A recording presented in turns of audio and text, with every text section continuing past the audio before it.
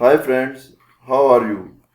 Hope you all are fine and doing some great things. In this video, we are going to learn how to reply an email. So first you have to open your Gmail account, and when your Gmail will be open, just click on any mail to reply. I am clicking on this, and then you have to scroll down and you can see here there is a button showing reply.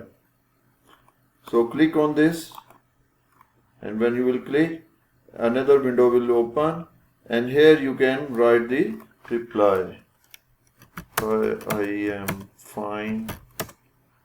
So whatever you want to write here. Then click on send button appearing in the bottom. Here I am clicking this, and there you can see message sent. So this is how you can send your reply to any email.